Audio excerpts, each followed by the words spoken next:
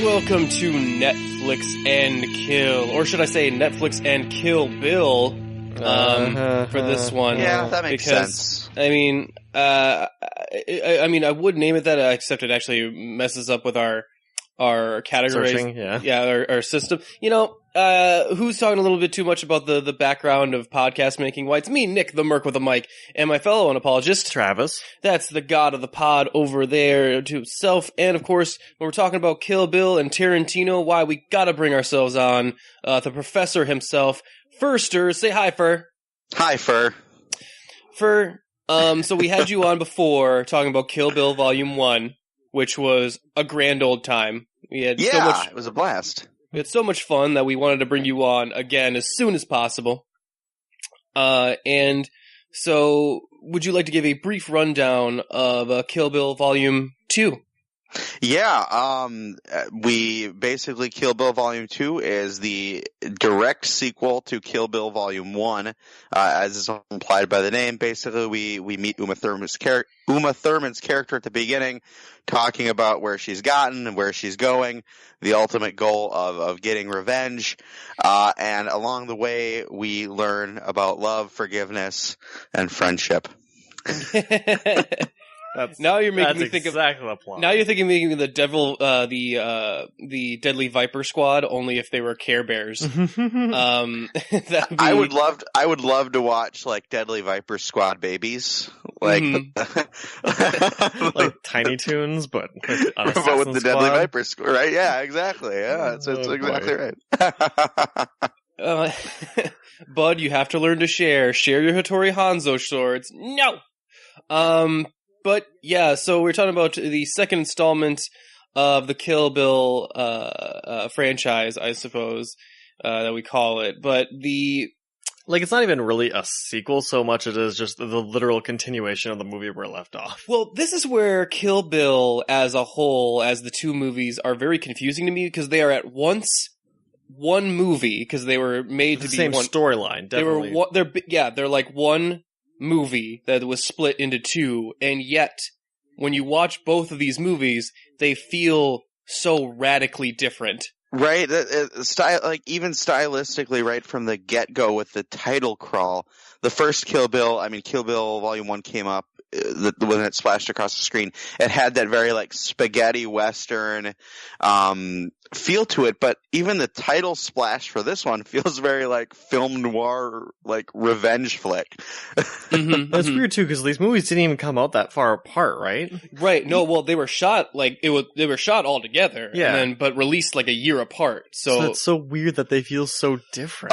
Yeah, I was going to say allegedly because it does not feel like they were done at the same time. No, they really does not. I mean, it's so weird because the first Kill Bill is basically like, oh, it's a samurai film with like Western elements, and this one is much more with the Western side of things, of like, you know, two enemies facing each other alone in the quiet, like quick moments of combat. Like there's the stylization of like the fighting in Kill Bill is not like in the flourishes and stuff is actually saved for the training sequences in this film. Mm-hmm.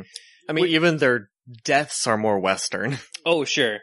Well, I think what's interesting too is that this is where we see the training of the bride with Pai Mei, and it's so odd because in a normal like kung fu film, this would be the point where, you know, you'd see the person training first and then, later they can do all these amazing things. But at this point, we've seen her do all these amazing things in the first one, and then we see the training here, and the fights in this one actually are, like, at a certain point, they fight in such a close quarters combat, they can't even use swords. Mm-hmm. So it's interesting, but the training does lead us to two distinct elements of of her skill set that come in very handy in the story. Well, much of the last part necessarily handy, so much as it's just like symbolic. Mm-hmm. So, Pher, you said that when you first watched these movies, you watched them all together in one sitting, right? Yep. The first time I saw Kill Bill, it was in my living room, watching one right after the other, blocked out the whole day to do it. You feel like this is the best way to watch these movies? Oh, absolutely. No, I always kind of, and maybe it's because I had sort of like a fondness for like the memory of the thing as a whole, because again, being the first time and the last time that I watched them were back to back, and this one, I think when was the last time we recorded? It was about 2-3 weeks ago. Yeah. Something like that. And the whole time I couldn't help but feel like maybe the second one standing alone isn't as good as I remember it being, because there's a lot from the first one that I thought bled over into the second one and vice versa. And so, it's so difficult to watch these movies spaced apart. It was kind of tough even paying attention. I mean, there's some great scenes in this movie, that I like a little bit more than the first one. The Mexican standoff towards the end is great. All of the scenes between Bill and Uma Thurman are great. It's just like, man, I go all in or not. Yeah, I think I can't help but agree with you here, because my main feeling, and I really do every time I watch these movies, and actually every time I watch a Tarantino film, my feelings on it kind of change. Yeah. Well, I notice stuff I didn't notice before, or like, and sometimes that's for better and for worse. In this one, I think I realized that Kill Bill Volume 2 has some of my favorite scenes from the two movies. Like, when I think about iconic scenes from the movies, I actually think about a lot of the one-on-one conversations in this movie. Mm-hmm.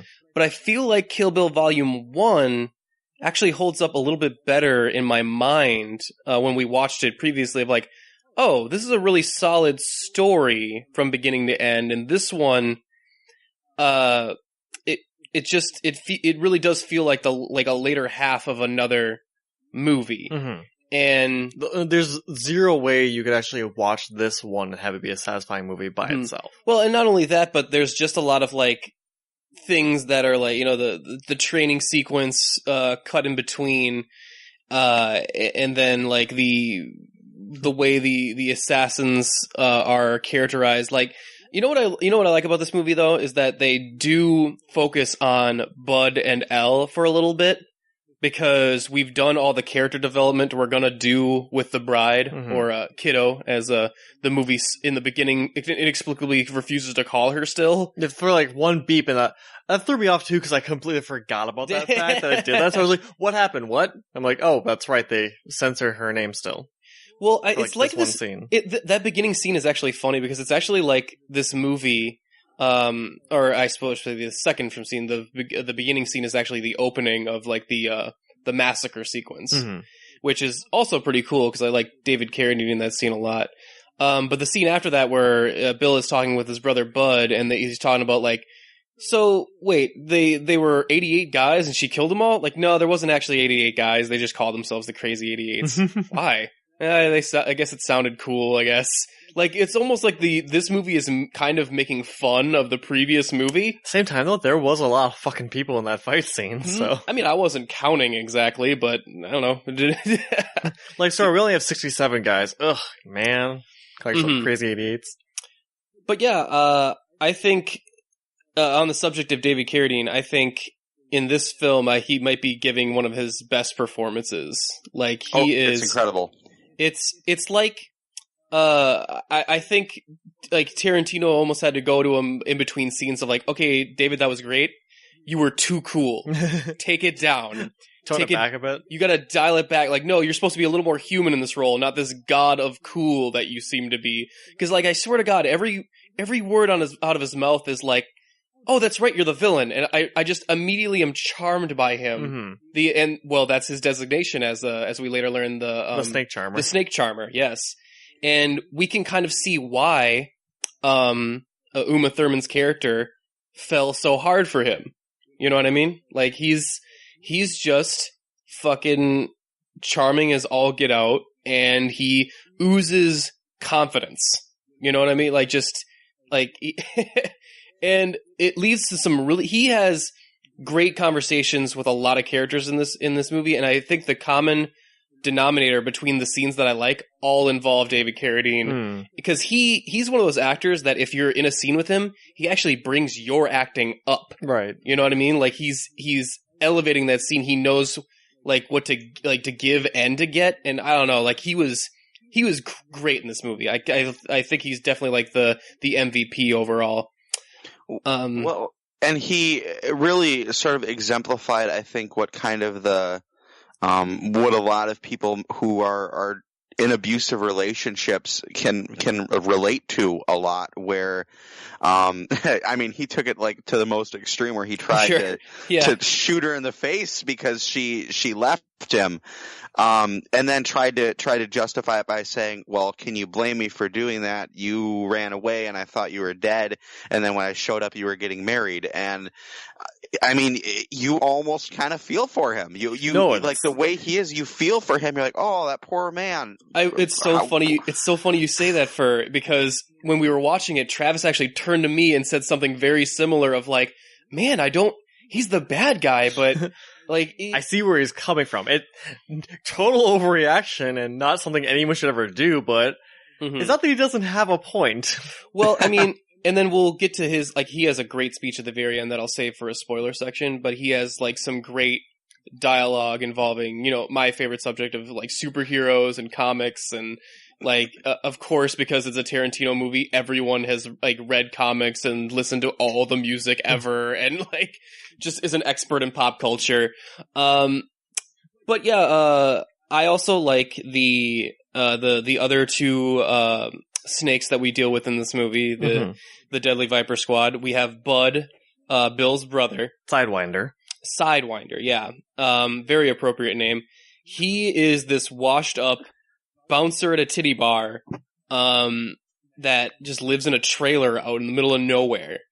And I like this portrayal of like all the Deadly Viper squads are at different places in their lives. He even says like, oh yeah, like Bill asks him like, I gave you the awesome Hattori Hanzo sword. What'd you ever do with it? Yeah. I pawned it off. And he's like, you hawked a Hattori Hanzo sword? Like, it was motherfucking priceless. And it's like, not in Texas. But I like this idea of like, Vivica A. Fox's character was married and living the domestic life that, Beatrix would always want, could now never have. Oren finally was living the life she always wanted as this head gangster and had the respect of all of her peers. And Bud is at the place of his lowest point of this washed up kind of it just like pathetic mopping up shit water in a strip club. And there's Ellie Driver, who I think is just enjoying her life as an assassin. Ellie Driver is interesting because she has the least amount of characterization of the Deadly Vipers. Her character trait, like the only thing I know about her distinctively is how much she hates Beatrix. Like, well, it's actually funny because her codename kind of gives away part of the plot. What's her codename? Hers is the California Mountain Snake. California Mountain Snake, right. Because I'm reading this in the trivia, it's not a viper at all, for one thing. It's a constrictor. Okay. Known for eating other snakes. Nice. That's a pretty cool nod. That's all badass. Right. I like that a lot. Particularly, Sidewinders. Yeah, alright. That's great. I like that. Oh man, that almost makes up for some of like the ham-ass fisted writing that that is in this movie. I'll tell you what, any scene that David Carradine is not in, like I start to notice that like, ooh, this dialogue is taking a really long time to get through. Yeah. Well, it's not that the stuff with Bill is still really long, but he's so fascinating. It's like, well, you've got my attention. Right. Well, I mean, the thing I think with Michael Madsen, who's a Tarantino regular, and Daryl Hannah, who's playing L. Driver, is that when they're talking in the trailer, they both have this style of speech that's like really long pauses and really like talking their way around the point, which at first I enjoyed, but then after a certain element, I'm like, okay, what? Just it starts to get a little too cute. You know what I mean? If everybody would have gotten to the point, we could have had Kill Bill in one movie. Yeah, like you start to notice the minutes pile up and you gotta go like, man, if you guys just wouldn't beat around the bush so goddamn much.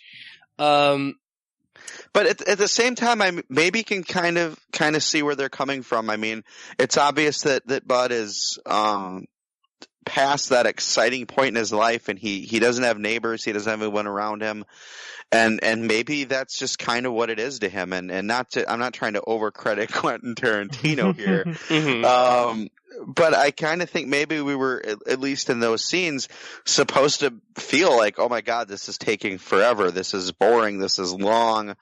This is what everyday life is like for Bud now that he's not flying around the world, meeting interesting people and killing them. Mm-hmm. Yeah, well, I think it's also supposed to lull us into a false sense of like, okay, these two are just waiting to, we're waiting for Beatrix to come back and kill these two, like, together. Right. And then there's like the plot twist in the middle, like that Travis was alluding to, and that happens.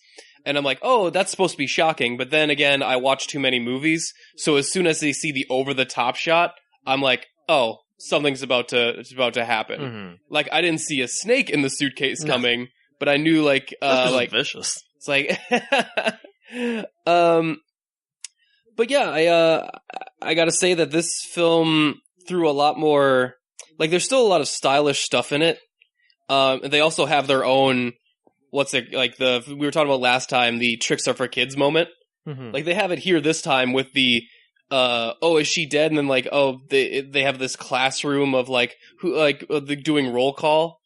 And then it's like Timmy here, and then Angie here, and like Beatrix present, and she's wearing a school uniform. Just Uma Thurman in a school uniform, and it's like, and you kind of go, what the fuck was that? Yeah, like, it's just one of those scenes that kind of takes you out of the movie. I'm like, what just happened? Mm-hmm. Is there any explanation for that? I mean, I wasn't able to find anything, but not me. I feel like it's just another moment there where Tarantino being just cute and avant-garde for no real reason, and just like, aha, because she's alive and they think she's dead, but she's not really. Mm-hmm. And I'm like, well, why is she wearing a schoolgirl's outfit? I don't understand. That seems weird. Also, we have when she has the face-off with Bud and she gets buried alive. I love the fact that we have to have our random misogynist come through. Of just like of the guy helping Bud out. No, like there always seems to be any random male characters in these movies. It's just some sexist asshole.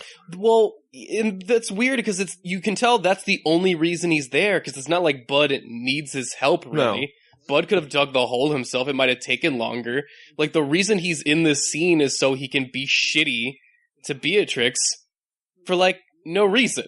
I don't really get it. He's like the nurse attendants in the first movie. I was gonna say he's there to avenge his brother Buck. Yeah. Okay, that would be hilarious. Man, wouldn't that be great? Like, that's would be really funny. Again, we don't want to give too much credit to Quentin Tarantino here. No, but heaven forbid. And also, I like the idea of Bud and Elle, and basically all the Deadly Vipers had they have their own sense of honor that at once, like, keeps them interesting as characters, but also completely fucks them. Mm-hmm. Like, if there's any message for this movie is, man, if you're an assassin, you shouldn't have honor at all. You should definitely, like, murder your enemies in any way, shape, or form you can, because it's gonna bite you in the ass. Because, like, Bud chooses to not kill her in the traditional way, but to make her suffer because of what she did to his brother. Mm-hmm.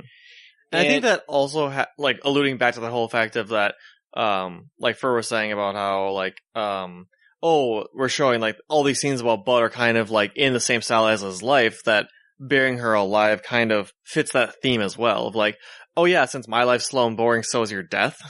Oh, sure. Well, I feel like he's just being real vindictive, too, of, like, he's one of the ones that seems to have accepted his fate.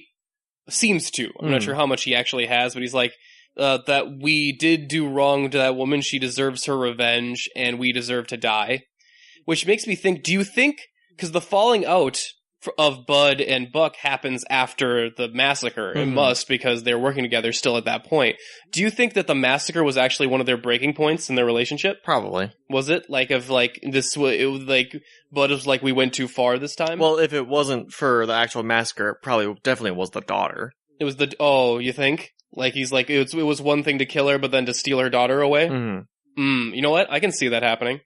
But again, given too much credit to Tarantino, that'll be the subtitle for this episode of, we don't mean to give too much credit to Tarantino, but,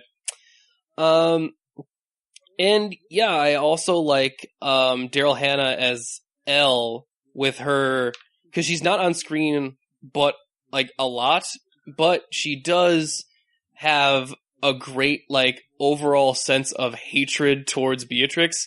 And I love that she drives up in this fucking, like, what's the car she's driving with the giant eagle on the fucking hood of it? Yeah, I don't know.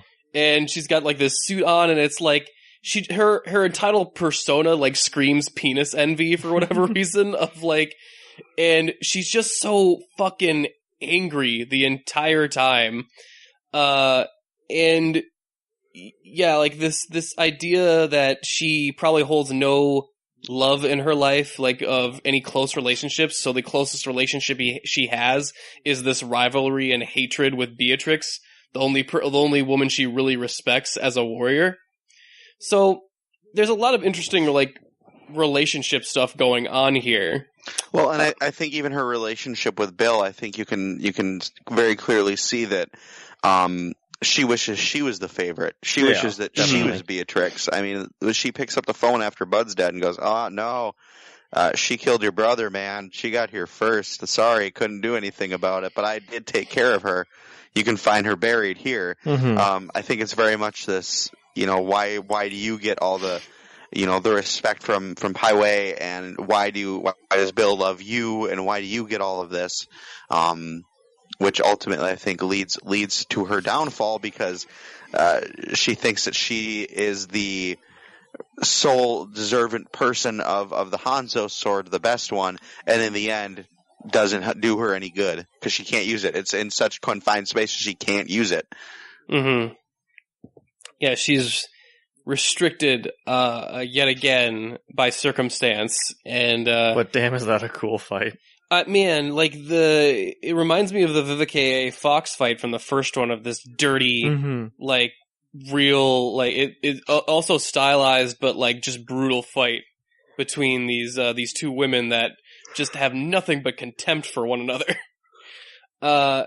Yeah, like, there's a lot of, like, I mean, between some other, like, misogynistic characters and stuff, there's some female empowerment kind of going on here with the bride, and the one thing that's weird about this movie is how little the bride, like, and Uma Thurman gets to do until the very end point here, where things do like turn for her as a character. Like, all of her character development is in the Pai Mei stuff, where she's learning to become this badass. And no, she's a fully realized character by time the massacre happens. This is just her cleaning up the final act. Right. So, yeah, I mean, I also like Pai Mei as this unbelievable asshole of a teacher who just constantly flips his beard. I mean, the beard flip is what really sells me, of, like, could you not flip your beard at me? I don't know if it is insulting, but it feels insulting.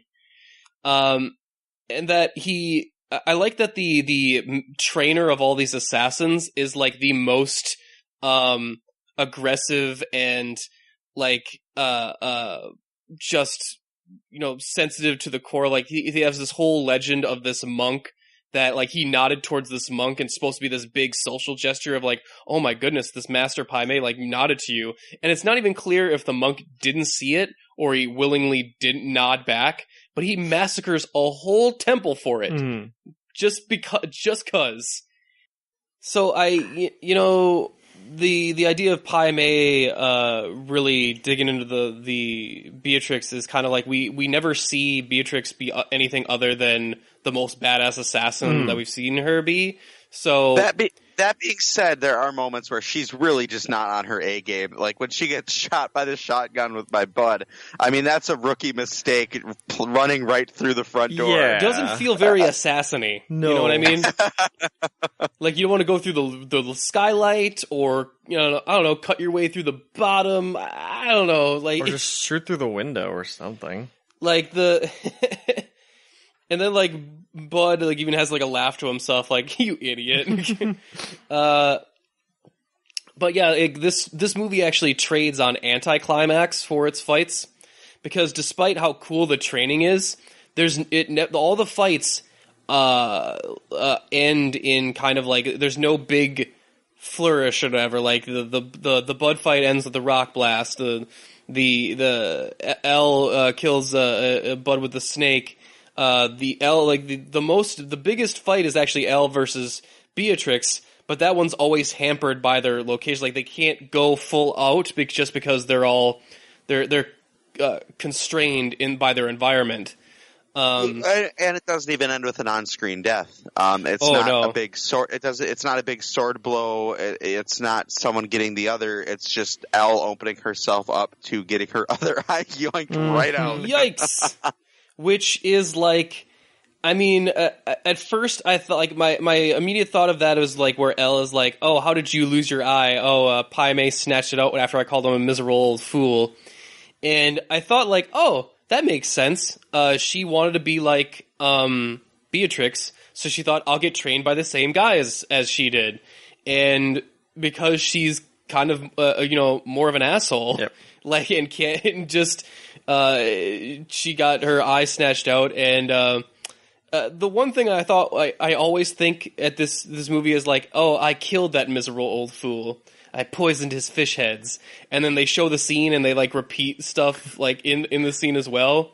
And then Pai Mei has this like death scene. It's so overdramatic. And I'm like, I don't like this. I actually gotta find it funny, but that was kind of a big, like, right away, even the opening dialogue where they kind of flash back to the wedding rehearsal, like, I had to roll my eyes because Bill looking at Beatrix and going, "You're pregnant."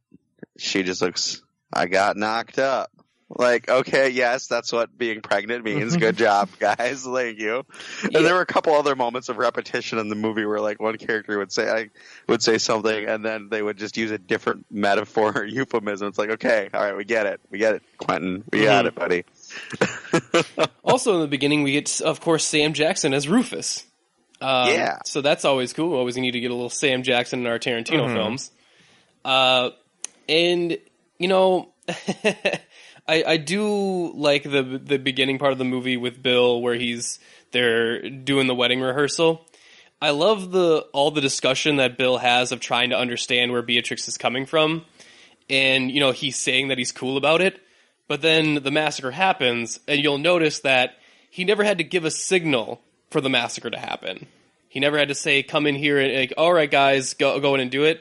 He obviously knew that when he was going in there, this is happening. There's no explanation that could make me not want to massacre everyone in here. I'm just here as more of a curiosity before I kill everybody here. Which, I don't know, it's just, that makes it very interesting to me. You know what I mean? Like, his cool demeanor hiding just this unbelievable anger he must actually feel, just boiling beneath the surface. And you get to feel it every once in a while in the dialogue, especially when he's talking with Tommy, of like, and I think you start to feel it immediately when Beatrix introduces him as Daddy. Yeah. And he's like, he gives this smile like, oh I'm boy. gonna kill all of you. Okay, we're doing this, are we? Like, but yeah, I even though I don't think I feel like this movie is a little bit weaker than the first one overall, I still like it quite a bit. Yeah. And I couldn't really give you a overall theme of this movie because it does feel distinctively like the end chapters to a story. But I do like the fact that we get to know Like, it does make me wish that O-Ren being the major villain of the last one was pretty cool. So I kind of wish that we actually got maybe another, like, if this had been from the start made to be, this is going to be a trilogy of movies, and then each one's going to focus on 1 to 2 of the assassins. 1 to 2 of the Deadly Viper Squad, and really give them a chance to flesh out these villains that are, like, they show that really moments of you know, being a lot deeper characters than their screen time should even allow. But I think if we want that, we're going to have to give a lot of credit to Quentin Tarantino if we think he can do that. Well, I mean, as much as I can say about Tarantino, allegedly, I can never discount his ability to write a character. Like, and he gets unbelievable actors to work with him all the time. Right. So when you have a guy that can work with actors, can write a great character, and can consistently get a stable of great actors to work with him, you get amazing scenes of people just talking to each other all the time. That's like Quentin Tarantino's bread and butter of his filmmaking style, is that he knows how to captivate you by having two people sit in a room and talk. And that's like his superpower as the director. Now, does he have other things that I wish he would get away from? Absolutely. Some of the stylistic stuff that he does for seemingly no reason, yeah, I feel like that's a little too just being weird for being weird's sake. As Pher's wife put it so delicately last time, I feel like his weeaboo-ness needs to take a back seat every once in a while during this movie, and I'd say less so in this movie than the first one, I mean, but definitely agree. Yeah. I don't know. Pher, what'd you feel like with the movie overall? Do you like this one better than number one? I think it had its different moments that made it good as opposed to the first one. I felt the first one was, I mean, I don't know how to word this because it's such a different change of pace between the first and the second one. I mean, look at what the first one is. It's training and the crazy 88s fight. I mean, that whole thing, it's just nonstop heart pounding action. Whereas this one, it's a lot more personal. The deaths are, I mean, you get to know the characters before their deaths. Leading up to the final death, you really get to know that character a lot more. And then it's done really quick. And so I think the second movie is a lot more of a look at how revenge can really affect us as people, and why people they do the things that they do, and how it affects others. I think that's what the second movie is a really good look at, as opposed to the first one, which is look at Uma Thurman blitz around with a sword. And so I think from a writing perspective, I think the second one's a lot better. Its depth is there, but again, maybe that's just because that's the second part of what was supposed to be one movie. And you're getting the message of the movie finally at the end of the second one, because there didn't need to be a message in the first one because it was just leading up to this one. So I think it just falls again into that category of you can't have the first without the second, you can't have the second without the first. I actually really agree with that, in the fact that I don't know, like it just feels like the movies are not. I guess on some level it's weird to try and judge one over the other because they are so integral with one another. They are inseparable in a lot of ways. So I don't know. I would suggest that you would think of them as they're like a singular movie, even though the fact that they are so different in tone and style. And that. Travis, what do you feel about it overall? No, I pretty much agree completely. Is that comparing these two is impossible, because they're not only are they two different feeling movies, but the second one doesn't stand on its own because it is such a continuation of the first, that it's such a mishmash that I think only like this movie could even pull that off and still make it like, oh my god, this is amazing. It's just so fucking weird. It's like the best way to put it. Like this whole experience of watching these movies is just kind of like bizarre. of like you don't see this very often. Mm-hmm. Yeah, I mean, it's pretty cool. I'm just looking at some of the other interesting aspects. They mentioned the pussy wagon again in this movie.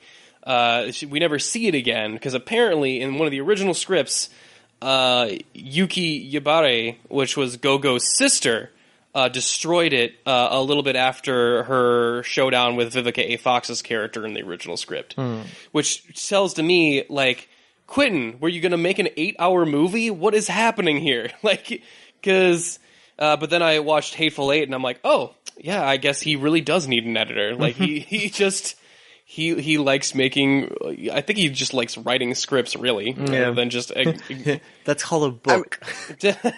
I mean, it's not like he's doing much different throughout his movies. As much as I love the Mexican standoff scene in this one, it's almost exactly the same fucking thing as the Mexican standoff in Inglourious Bastards. I mean, yeah, it is a good point because, like, even watching this again, I was like, oh, wait a minute. Like, I just, I replaced David Carradine with, like, Christoph Waltz in one of the scenes. I was like, oh, okay, now I get where this scene is coming from with the energy of this scene.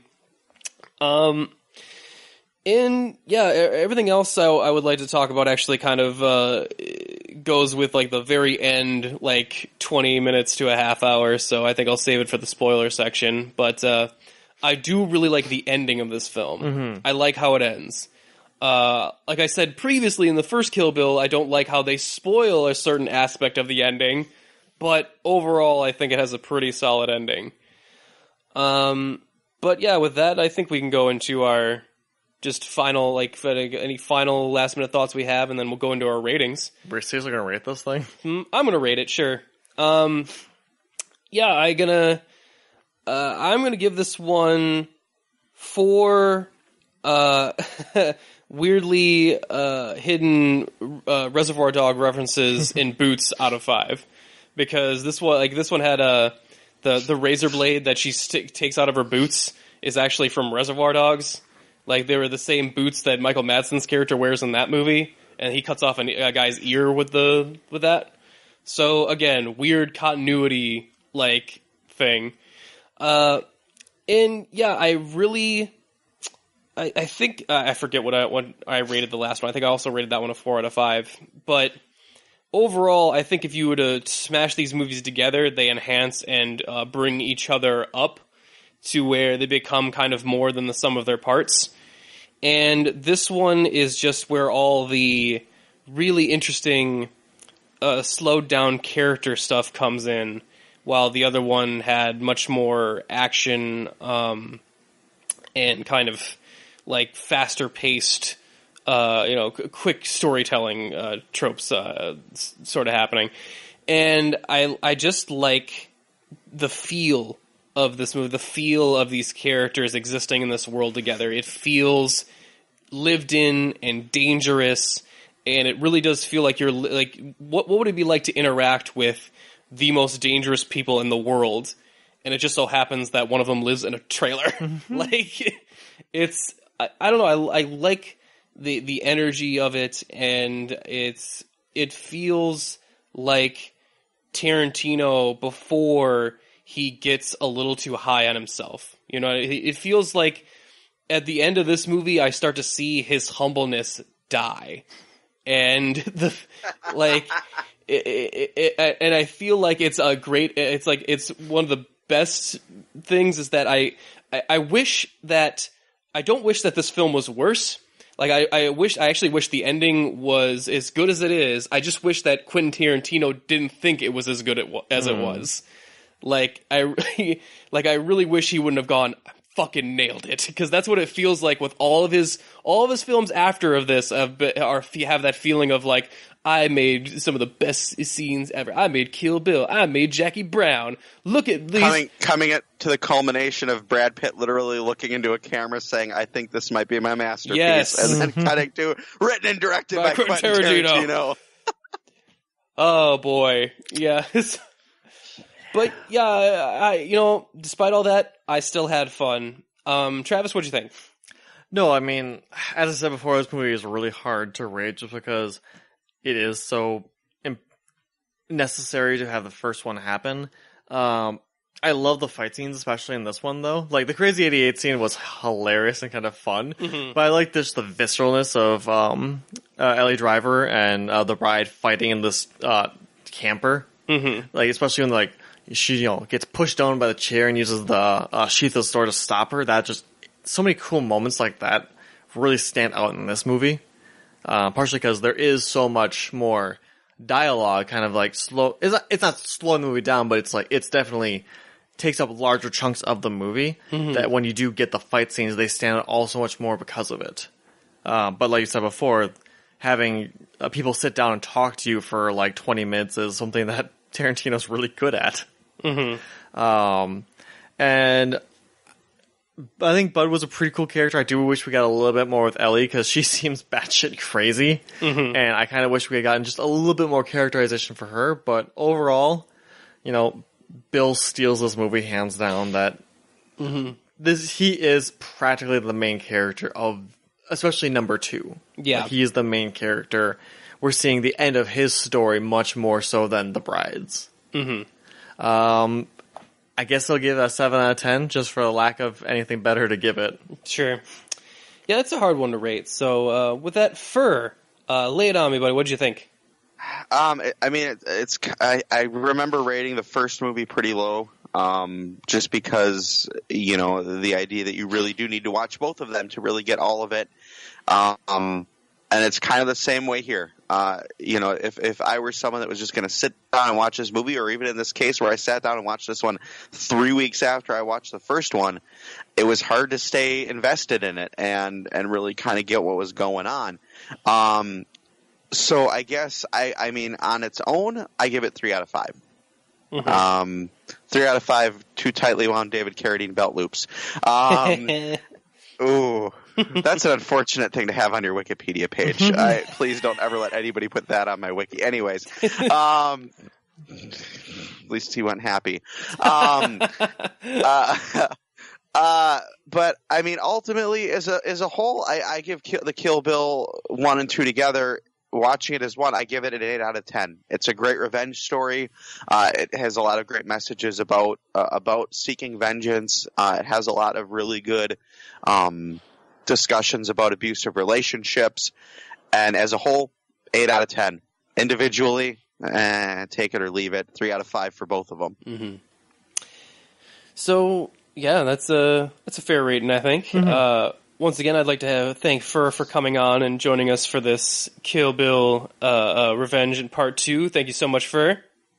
Yeah, thank you for having me. Please have me on again to do Inglourious Bastards. It's one of my favorite movies ever. Have you guys done Inglourious Bastards? Is Inglourious Bastards on Netflix? Is it? It was last year because I watched it on the 4th of July. I can check in just a minute. Man, we'll definitely check. Maybe we'll do it again.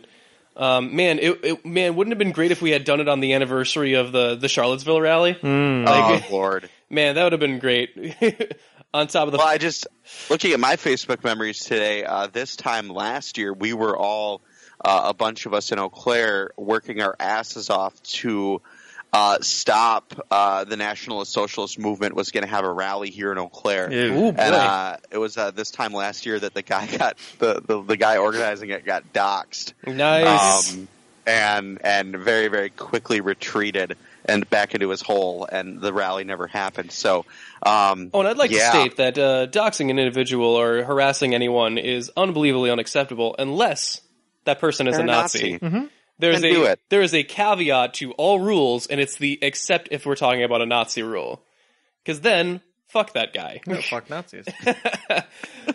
But don't fuck Nazis. No. Don't fuck metaphorically fuck Nazis. him. They don't deserve to be literally fucked.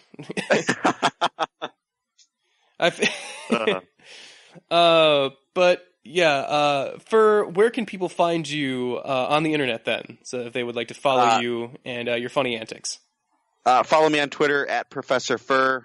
It's Pher Pher.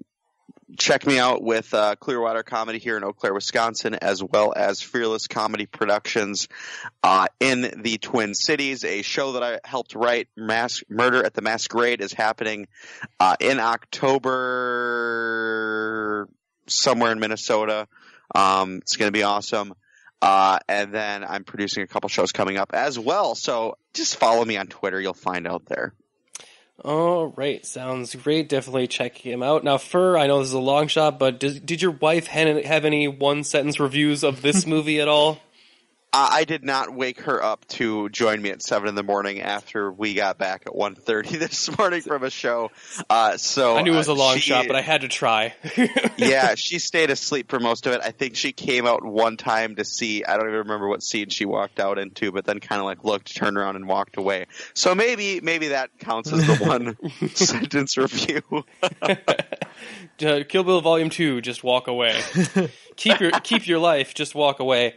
But that's great. Just don't take 5 steps. Definitely, yeah, you gotta make sure, take that fourth one real careful. Anyway, yes, you can, go back and check out our first, review for Kill Billy Volume 1, or, Bright, or any of the other Netflix and Kills Pher was on when when we were lucky enough to have his presence, or just some of our back catalog of our regular episodes of the UGO podcast and all that good stuff. It's under the UGO network on iTunes. Give us a 5-star review if you can. If you got the time, it helps us beat the algorithm. Follow us on Facebook.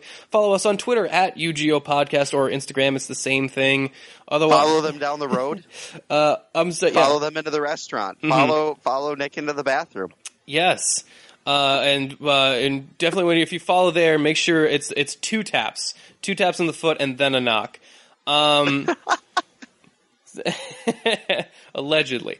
Anyway, yes, thank you guys so much for listening. If you don't want to stick around for the spoiler section, we completely understand. You definitely want to go watch these movies before you listen to this, for sure. But watch them both at the same time. Yeah, watch them both. Watch them both, for sure. Back to back. Do it. And then listen to our reviews back to back. Yes. Carve out 4 hours to do that during your day. Block off a Friday. What else are you doing? You're sitting at home alone, I assume, Jeff. Allegedly. Eating that ice cream, Jeff, all alone. Listen to us. I just like there's going to be one guy that's just like, hey. I like ice cream. I like it. Chunky monkey. But I took offense that you're alone on a Friday night eating ice cream. Both of my dogs and my cat are here with me. I am very much not alone. How dare you? Rover loves me. He always loves me. But yes, stick around for the spoiler section after this musical break.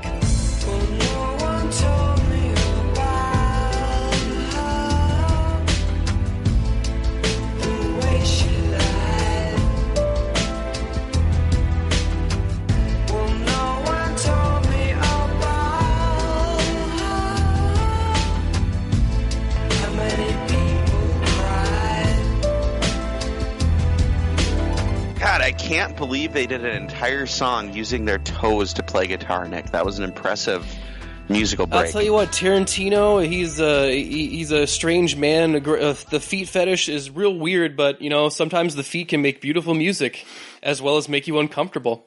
But yeah, what are we talking about? Spoilers, I guess. Mm-hmm. Oh, for the Kill Bill, that's right. Spoiler: at this time, Inglourious Basterds is not on Netflix. Damn. Yeah, man. Sorry. They must have taken it down in the last year. Well, I'll tell you what. Maybe we'll just do a regular movie review or some sort of extra review for it. Maybe it's on Hulu and Mame, or something. I don't know. We'll come up with something cute for it. Hulu and Wooloo. We'll gonna take that. Gonna go home with your girlfriend and get a little Hulu and Wooloo on. Yeah, man, that doesn't sound. Yeah, man, that sounds wrong. I don't like that. I don't like that at all. I'm trademarking that. You all owe me $30 every time you say Hulu and Wooloo. That should not be an issue. Yeah, I don't think that's gonna be. I'll make all of $20. Someone will get started on it and be like, Hulu and what the fuck am I saying? Their sense of shame will kick in and go, woof, that was close. Anyway, we're talking Kill Bill Volume 2, spoilers. So, Guys, I really wanted to talk about the ending of this film because I quite enjoy it. One aspect I'm not excited about is, like what I said in our previous one, is that Kill Bill Volume 1 spoils the big reveal of their daughter Bibi being alive. Mm-hmm. So, and when you see the scene play, and guys, you can jump in and tell me like if you felt differently. I feel like this scene, how badass would this scene have played if we, like the bride, learned of the daughter's existence at the same exact moment as her? It was still a really good scene regardless, but you're definitely right. Okay, Pher, what do you feel about it? No, you nailed it right on the head. That's exactly it. The fact that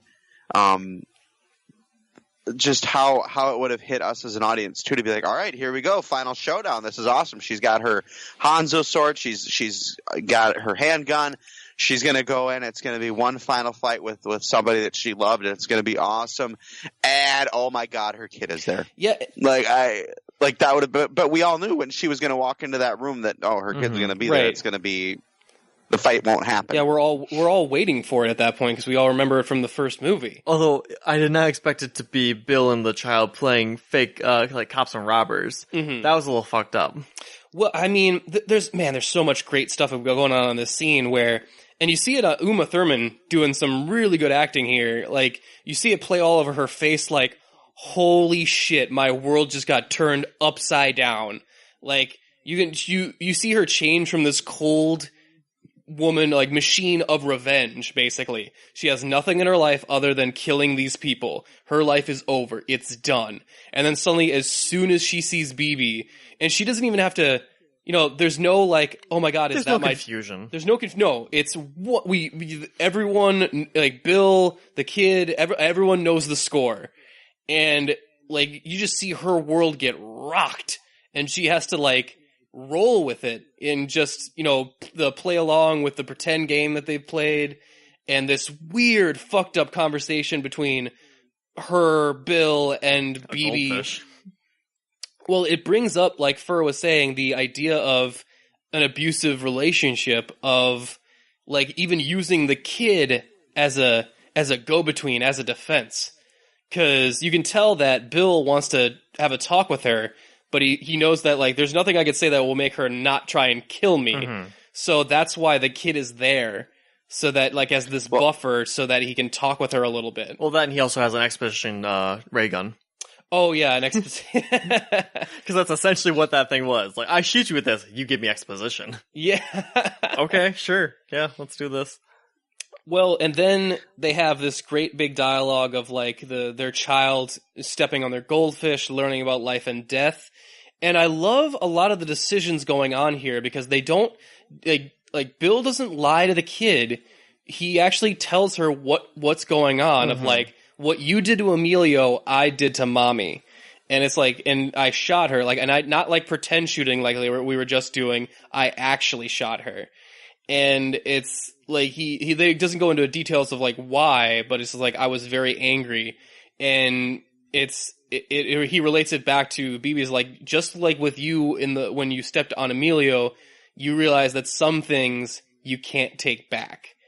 And I think one of the lines that really stuck with me was, now, it wasn't like with you and the goldfish. I knew what would happen to Mommy if I shot her. But what I didn't know is what would happen to me. Which is like the classic guilt-ridden, like, abusive father figure. Yeah. But, I don't know, like... Yeah, this hurts me more than it hurts you kind of bullshit. Which is actually a lie he said in the first movie. Yeah, it's like, this is me at my most masochistic. Yeah. Yes.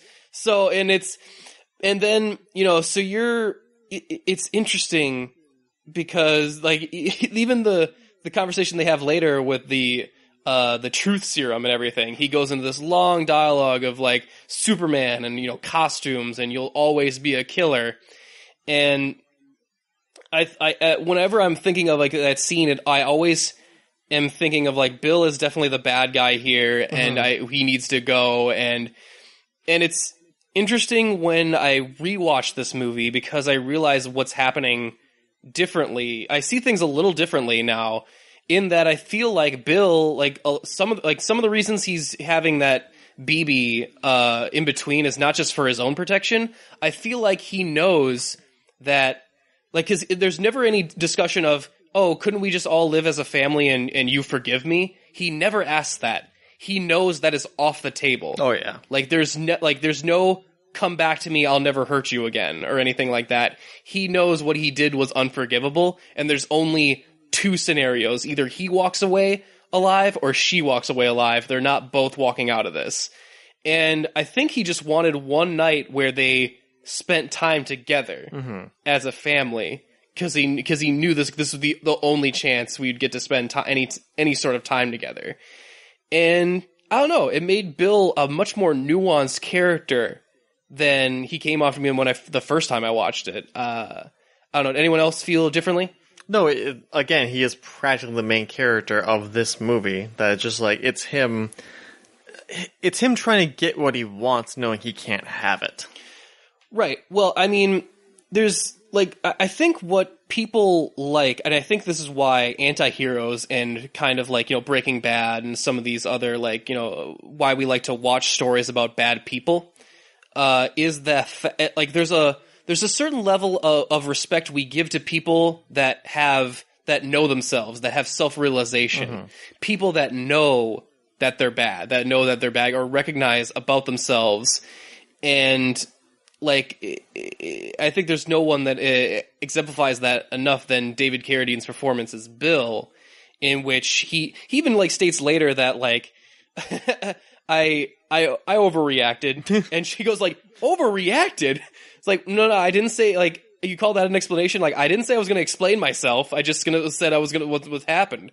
And, like, and he does go into this explanation of where his mind was, how he thought she was dead, and then she comes back, and then when she finds him, not only are you not dead, but you're marrying some guy, and you're pregnant, and he's like, and working in a record shop, and he's like, I love his explanation of, like, I got mad, and when regular people get mad, they lash out, and maybe they'll throw a chair or key a car, or God forbid hit somebody.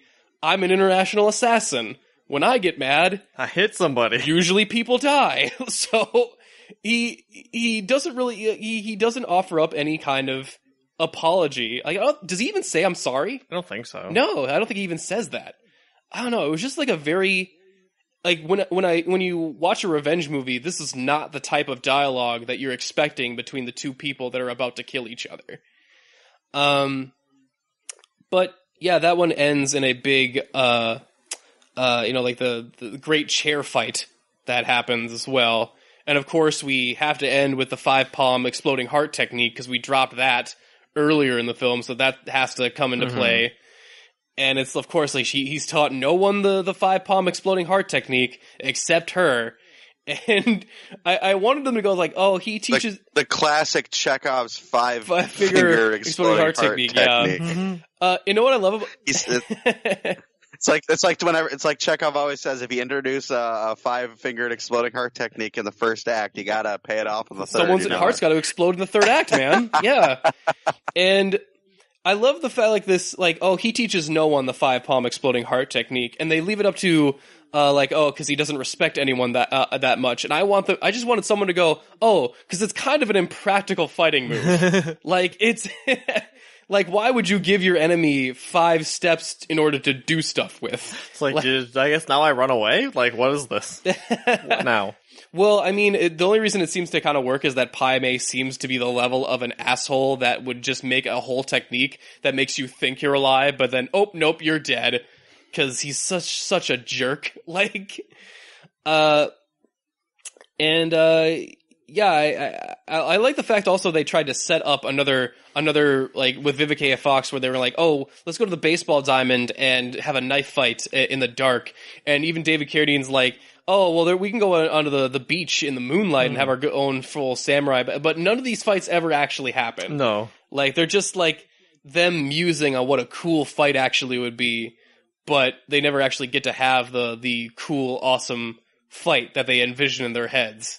You know, like, it's never as glorious as they seem to want, which I feel is like the theme of this movie. Is there anything other spoilers we wanted to hit? I do want to mention too that with Ellie Driver and the bride's fight in the car or in the trailer, they do reveal that Buck did not actually pawn away the Hattori's Hanzo sword. Oh yeah, that's right. We forgot about that. I think that is actually a very important part of his character. Well, I mean, it's again, Bud. We see him be very mad at Bill. We're not 100% sure why, but we have our own theories. And I like that Bill was even like, I know that you're going to say no, but I at least have to ask, would you please let me help you? Because she's going to come to kill you. And I like that Bill was like, and there's no doubt in my mind she's going to succeed. Like and I like that no one even ever took that as an insult. No. Like they were like, they just have so much respect for the bride's prowess of killing people that it's like, no, there's no way that you make it out of a fight with the bride. Even though Bud is one of the only squad members that gets one over on her, which is so like it's interesting because he's obviously the most washed up one of them. I doubt I could never even envision him being a sword fighter at any point. No. And yet he's one of the only ones that gets her dead to rights and only fucks up because of his hubris. So, yeah, like, I'm glad you mentioned the Hanzo sword because it just made me think of Bud all over again. I'm like, man, I really do like Bud as this washed up, assassin with his own personal code still. Yeah, it's real fun. Pher, did you have anything else you wanted to bring up for the spoiler section?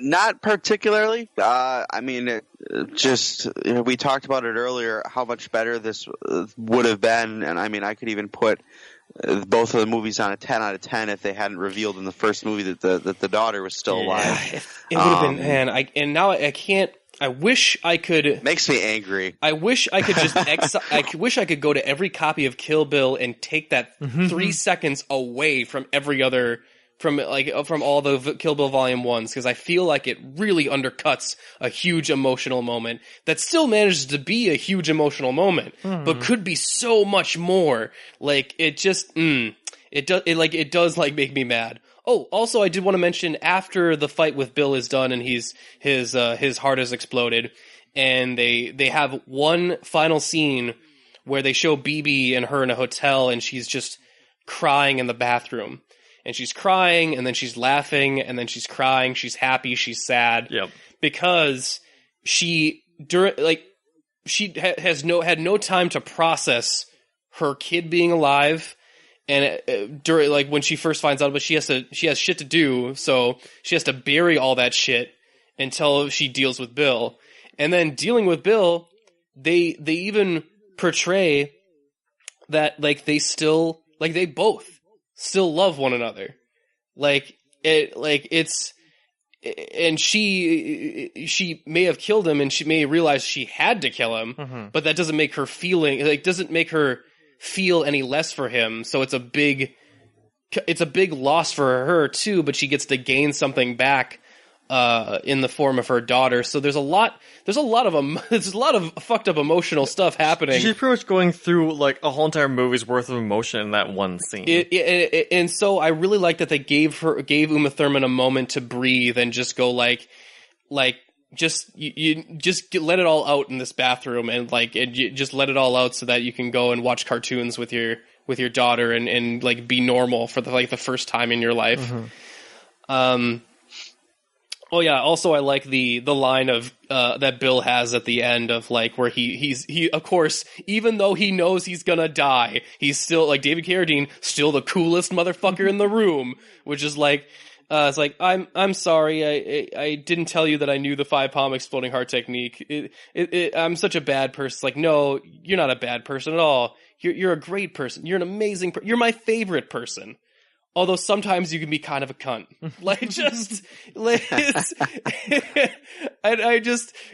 They both have a laugh about it, and then he just gets up, takes the 5 steps, and goes off about it. And I'm like, even in his final moments, he's just fucking got this big dick swagger, even in that last 5 steps. And it kind of makes me you son of a bitch.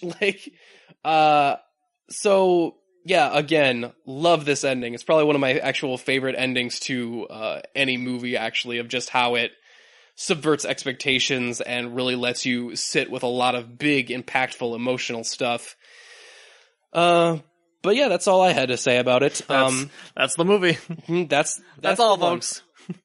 Again, I would like to thank you for coming on and letting me reminisce about the Kill Bill movies again. This was fun. Yeah, no, it's always a blast coming on your show. I really enjoy it, and I look forward to the next one. Yes, we will have to have you back on again. Maybe not Inglourious Bastards. Maybe we'll do something for that or something. But I'm sure we'll find something else just as fun to talk about with you, because we definitely got to have Pher back on again, right, Travis? Yes, we got to have. Can't have just one. No. I mean, I feel like we should develop our own international burritos. Our own. If it's that one, would be Fringles. Fringles. So, man, that does sound like I'm coming down with a bad case of Fringles. I'm copywriting that too, so I will make so much money off of Hulu and Wooloo and Fringles. Never have to work a day in your life, that's for sure. That's the goal. Oh man, but yeah, this was an absolute blast. Thank you guys so much for listening, and until next time, we are Unapologetic Geek Out, and we're out.